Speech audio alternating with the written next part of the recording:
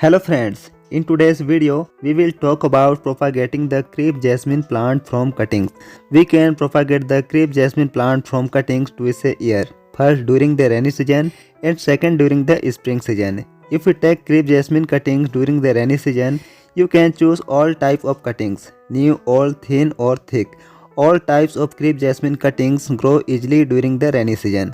However, if you take crepe jasmine cutting during the spring season, you should only choose thick cuttings, which should be about the thickness of a pencil or even thicker, and the cutting should be at least 6 months old. Friends, we need to cut the cuttings with a sharp blade or a paper cutter and make a slightly slanted cut.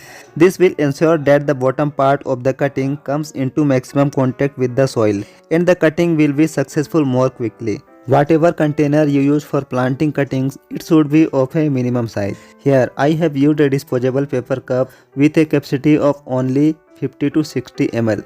Cutting grow easily in this size container because only a small amount of soil is needed. There is no risk of overwatering.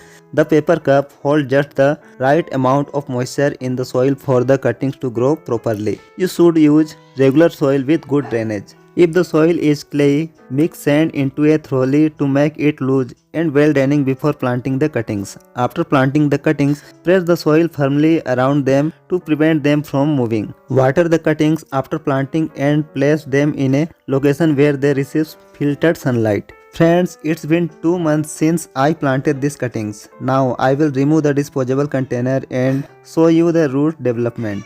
As you can see, the cuttings has been completely successful and it has rooted very well. Now I will report this established plant. For this I have taken a 6-inch pot. When this pot becomes full of roots and the roots become root bound, I will do the final repotting into an 11 to 12-inch pot. For the soil mix, I used 50% loose soil, 40% cow dung manure and approximately 10% a mixture of rice husk and coco peat. Now after watering it, it will place it in a spot that receives full sunlight within the next 3 days. Since the roots were not damaged at all during repotting, the plant will not experience any transplant shock. It will easily grow in full sunlight right from the start.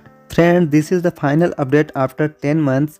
It has now become quite dense and large. Flower buds have also started forming, but due to insufficient space and nutrients in this small pot, the roots are not growing properly and the plant is not flowering well.